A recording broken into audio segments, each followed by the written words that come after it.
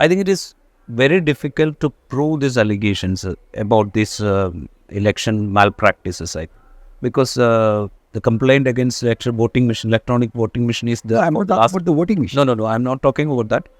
But that complaint is there for a long time, and the number of votes polled and the difference between the number of votes polled and number of votes counted, and the mismatch between them is that is being reported from the day the result has been announced itself, or the continuous days. But it is not at all seriously taken by the opposition parties, I think, or the other civil society groups.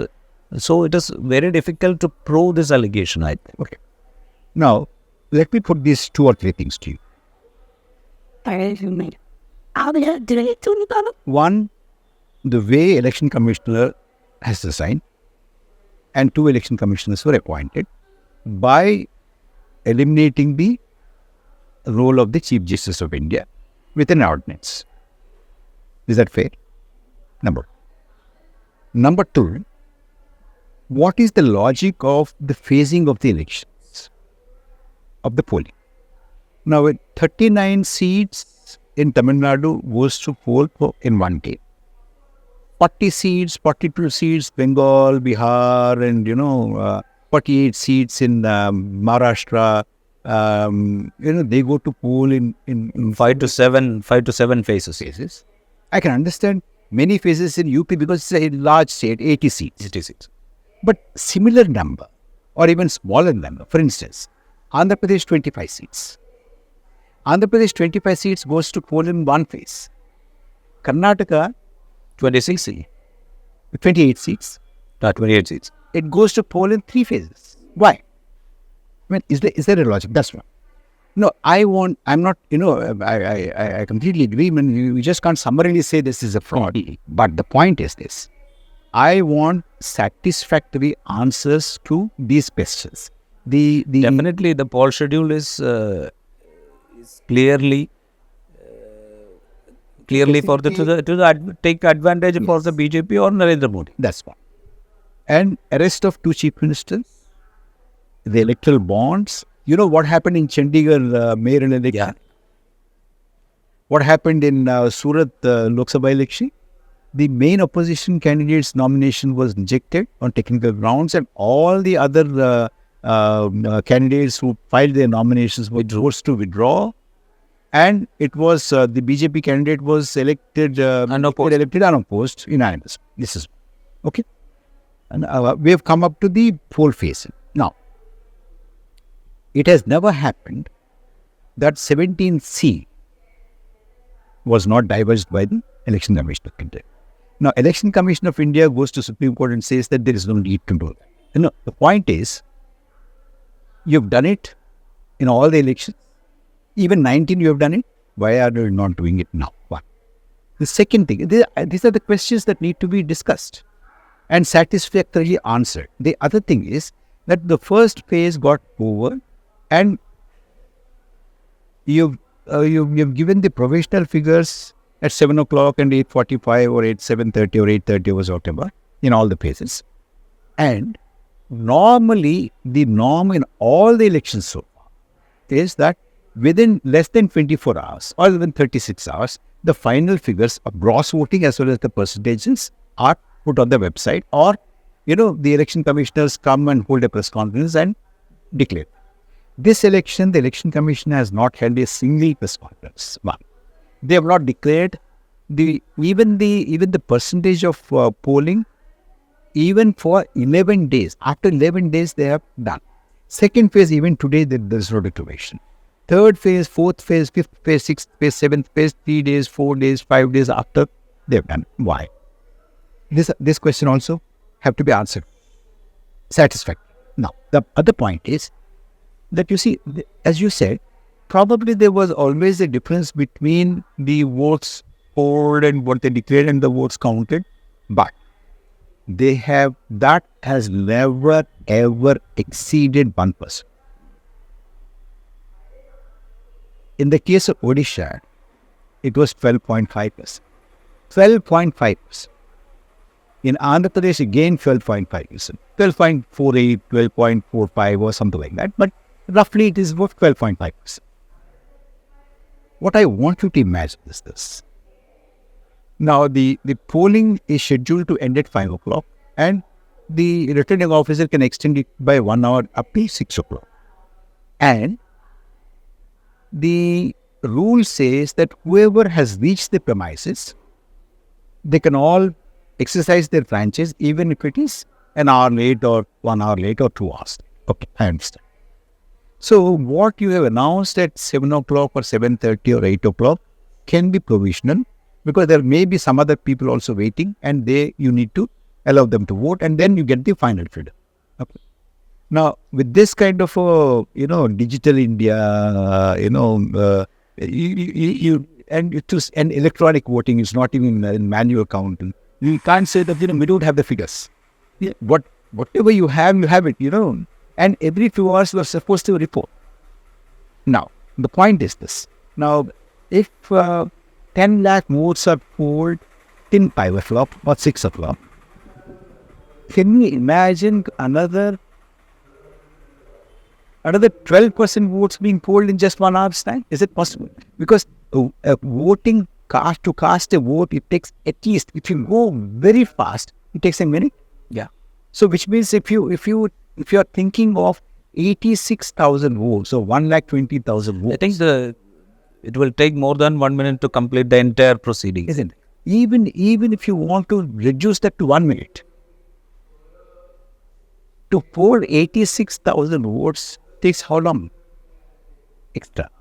So I have a feeling that election commission will have to come clean. How is it possible that in Odisha 12.5%, in Andhra Pradesh 12.5%, in some other places it is 6%, some other places 3%, some other places 4%, some other places 9%. How is it possible for the polling to have taken place in just 2 hours, so much of a hike? And you just mentioned about UP, giving a huge lesson to BJP. What is the percentage of hike there? 0.21, 0.25, less than 1%. less than 0.5%, 0.2, maximum was 0.28%. So where the hike was not there or negligible, they got a huge trouble. Where they had a huge hike of 12.5%, like in Odisha, they had a huge advantage. And the second phase, where no figures are announced till now, most of the seats contested by BJP and its allies have won. If in a state 3 seats have gone to polls, all the 3 were won by BJP and the NDA. 7 out of 7, 5 or 6 were won by the BJP and its allies. 10, maybe 9 or 8 were won. How? And even today, the figures are not out. So these things give a very strong reasons to be suspicious. We are not trying to jump to the conclusion that there is a fraud. But, our election process is so sanctimonious, it is so sacred, that it should be beyond doubt, beyond question, beyond suspicion. And in order to make this beyond doubt and beyond suspicion and beyond question, what has the Election Commission of India done? I would like to think the mandate is not stolen. But I want the Election Commission of India to help me in coming to an understanding. Yes, 7 phases are justified. Surat is justified. Such a variation between what is polled and what is announced and what is counted, 12%, 12.5%, 6%, 8%, 9%, in contrast to less than 1% in all the elections before. All these are justified, but tell us, what is the justification?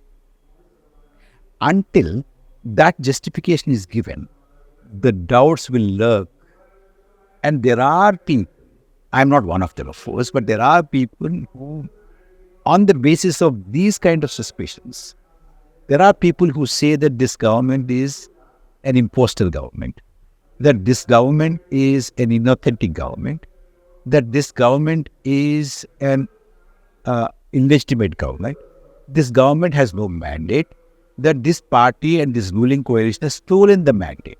If you say that, if somebody says that, what is the concrete argument against that kind of a allegation or that kind of a misapprehension? What is it? I want the Election Commission to come clean. So far, they have not come clean. Even, you see, for instance, very recently, a week ago, I don't know if you've seen the report, that somebody had filed an RTI asking the Election Commission of India to give the names and telephone contact numbers of all the returning officers. You know what the Election Commission had said? First they refused, and they had to appeal, and they had to appeal again. Finally, the Commission of India had said, we do not know who the returning officers are. You think that is a good answer? In a democracy, in a mother of democracy? It was quite astonishing that even the Election Commission of India, who conducts the election procedure, doesn't know the name of the returning officers and their contact numbers. That's it. That's exactly. So these things really put this entire election under a huge question. Right. So you are thinking that this government may take a decision to dissolve the Lok Sabha and go to a snap poll after maybe 18 to 24 months or something like that, or to 36 months. I cannot. And even like this situation is the performance of Election Commission is going like this, and this Election Commission continues to be a part of government, then they are definitely they do call for a snap poll.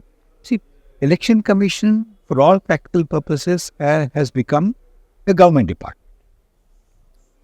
Like the DAVP, the media has become like a DAVP under the INB minister.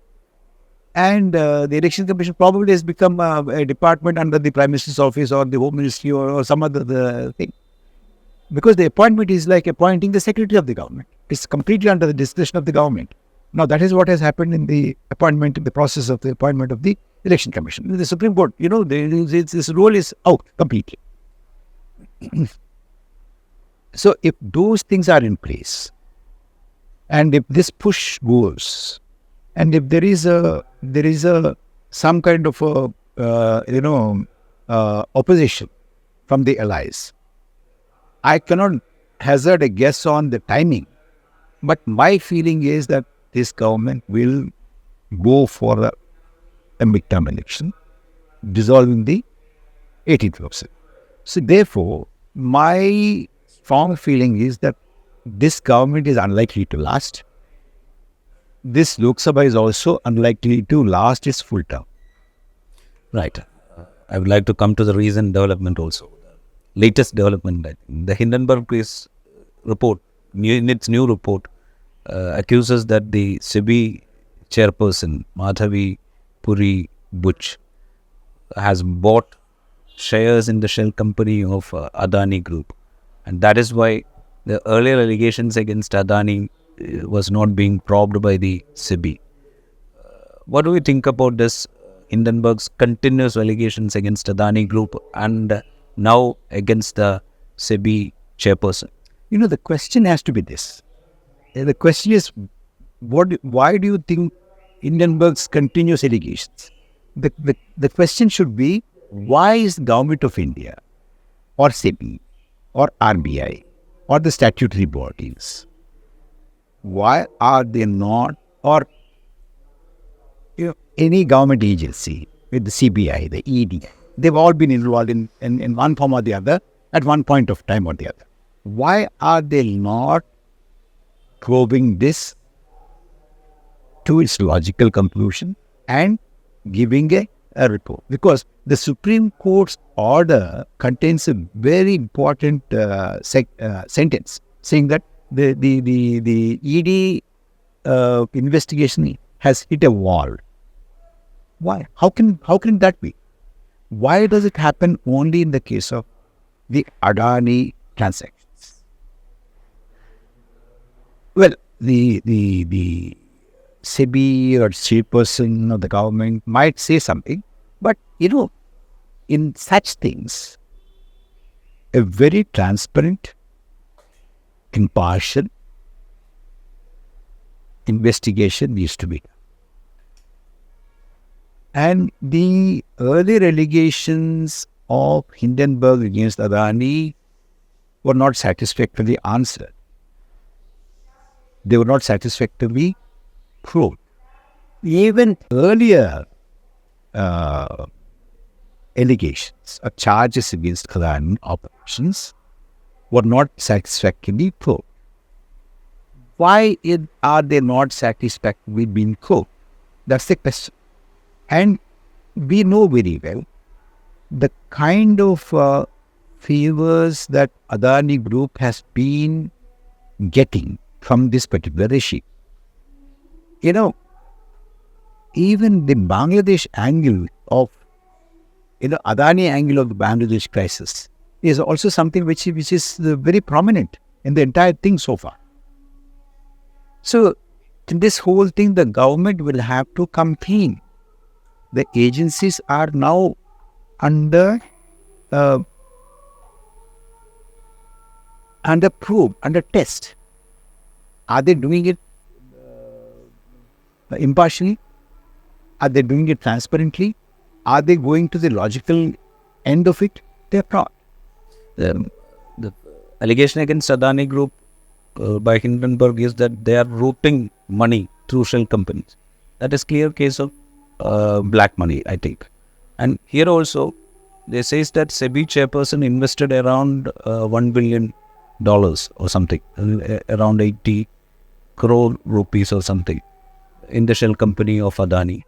And it is unauthorized money. This is also an allegation of black money. And the government, especially the Prime Minister Narendra Modi, has said that it's an all-out war on black money. And these allegations are not being probed at all. Even Supreme Court had said, SEBI, there are 24 to 26 questions on Adani Group's issues with SEBI. And they have answered such and such questions. They have to answer a set of questions also. Come with the answers. Then SEBI has not answered yet, I think. That is what is happening in this. And that is precisely the point that is made by the Hindenburg's latest. The reason why SEBI is not following it up, is not probing totally, is because the chairperson is hand in glove with the Adani Group. And they have produced some kind of a documentary evidence. Now, this is now in the public domain. It is for the SEBI, the chairperson, the Government of India, maybe the Prime Minister, to say what it is, what their version is. And when these two are in public domain, people like you and me can look at them and see which is truthful and which is not truthful, which is supported by facts and which is not supported by facts. Is there any meat in the allegations of Hindenburg report? We'll come to know. What I want is, I am not here to take everything that Hindenburg says and believe it, one. At the same time, I am not for dismissing these allegations completely by resorting to some kind of a nationalism, by saying that, it is against India, it's against, it's not. I mean, this is something. You don't have to hide under nationalism or patriotism or Hindutva and anti-India, pro-India kind of a thing. There is this quiet me. You rebut it.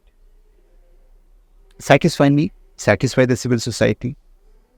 Satisfy everybody concerned.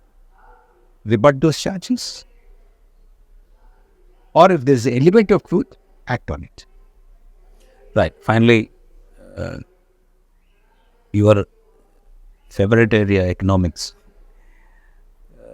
the government is making big claims on the developing status of this country, development of this country, and they are claiming that by 2047, India will become a developed country, and in coming years we will cross such trillion economy. Some such claims are there. What do you think about the financial health of this country? Is the government of India uh, publishing the basic financial details of the country, like fiscal deficit or other parameters of this financial health? You see, as far as the data is concerned under this government, it's a no data government. They don't divulge data. They do not tell you any authentic figures. They openly say it in parliament that they've not collected the data. Why? So whatever the government says here and there politically, the party, the ruling party, the ministers, etc., outside parliament, and all these are not really credible. That's one. The second thing is that the government, especially in terms of the economic situation is concerned, is in denial. There is a huge unemployment in the country, especially youth unemployment in the country. And our youth unemployment is one of the highest in the world, somewhere around 24-25%. We are in the company of countries like Sudan, Yemen, Iran, and Lebanon, such countries which are war-torn and more in very bad shape in many ways. And we have huge rural distress, a huge surge in demand for Manrega jobs, which is paying minimum wages. Why will anybody come to minimum wages? Now, see, these are the pointers. Now, for 35,000 jobs, there were 1.25 crore applicants for railway jobs. So that is the quantum of unemployment that we have. But the government says that unemployment is not a challenge. Thus, the second thing is, what is the basis of you computing the unemployment and employment? I'll tell you what. Most people are not aware of this particular aspect. It should be publicized very well. According to the Government of India today, somebody who has 1 hour of work per week, 1 hour of work per week is considered employed. 1 hour of work per week is considered employed. 30 hours of work in a month is considered employed. They are taken out of, which means you can just see, people who are, manual laborers. If you call them and give them 1 hour of work, you take them out of the unemployment count. Is that employment? Now, if you count unemployment, employment in such a manner, God only help this country. One. The second thing is, the recent report by the World Inequality Lab says that historically inequality in India is at a high. Even in the preface of the economic review, there is a mention about the huge inequality that is... Yes.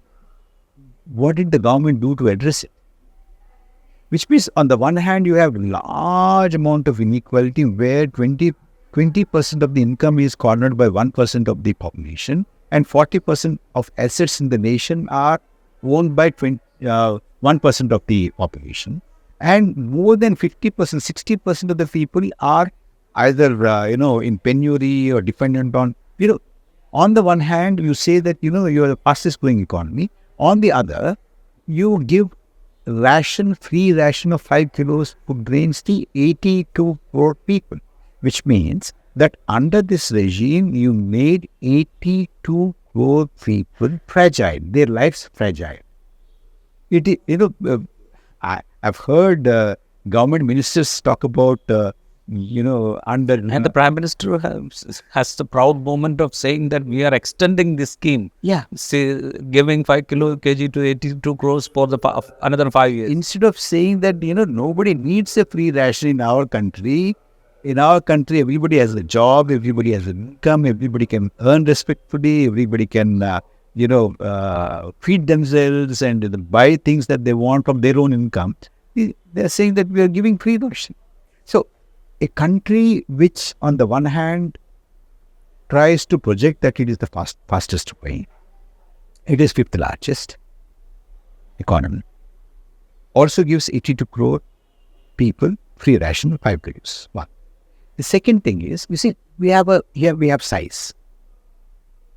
Now, we're fifth largest in gross, but where are we in per capita income? We are 139 in per capita. You may be 5 because of, you have a huge number of people in this country. A country like the United Kingdom, which is population-wise is the size of Andhra Pradesh, the new Andhra Pradesh, bifurcated Andhra Pradesh, is at least,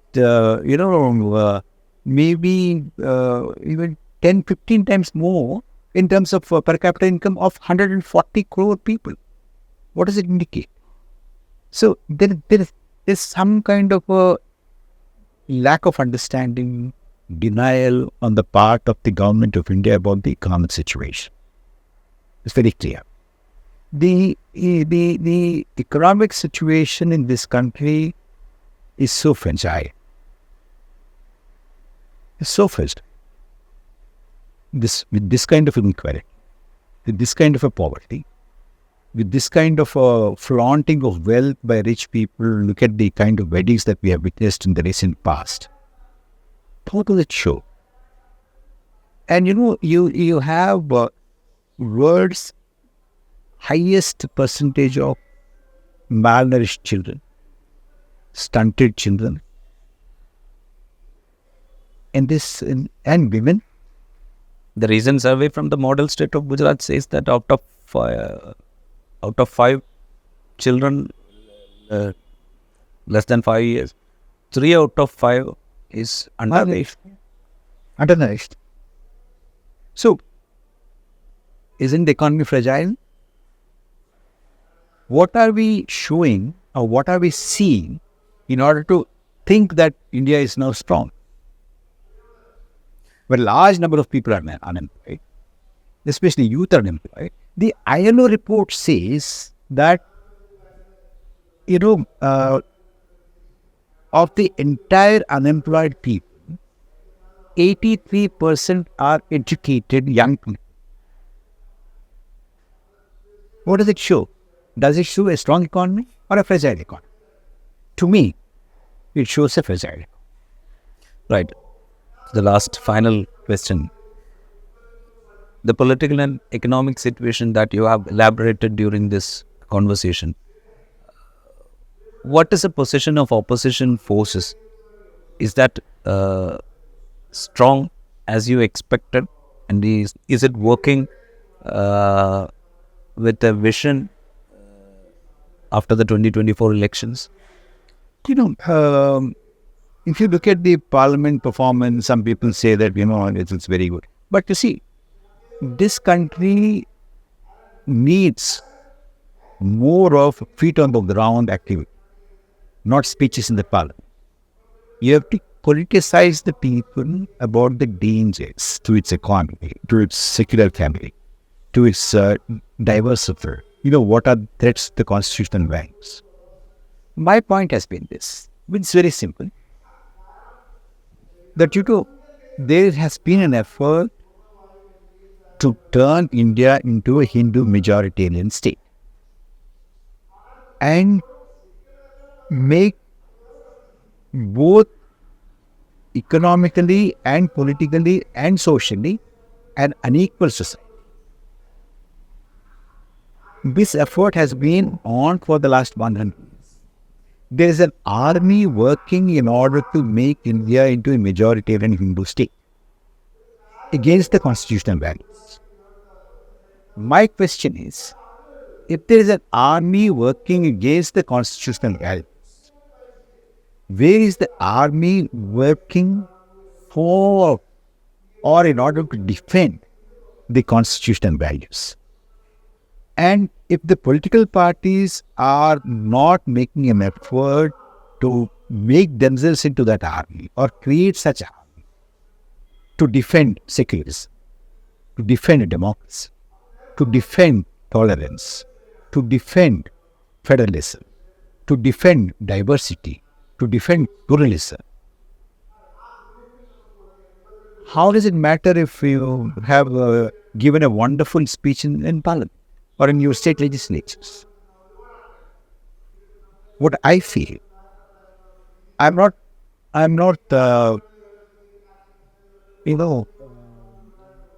degrading their efforts, but I'm not happy enough. I don't think their efforts are enough. They have to step up and make these efforts in order to defend the core constitutional values. And only then can India's republic and India's constitution, which is a diverse constitution, which celebrates diversity, federalism, secularism, tolerance, pluralism, liberalism, will survive. Otherwise, the force that is trying to make India into a Hindu majoritarian state is very strong. It should be opposed. It should be stopped. Thank you. Thank you very much. Thank you.